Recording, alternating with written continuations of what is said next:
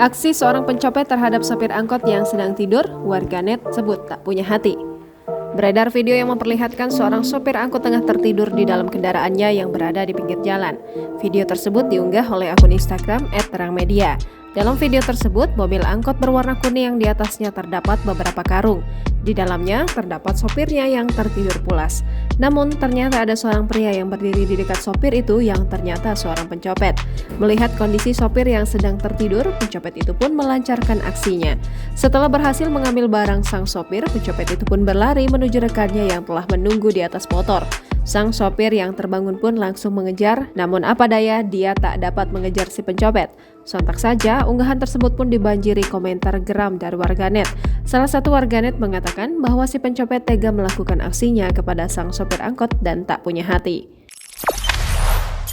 Jangan lupa subscribe, share, komen, dan like ya!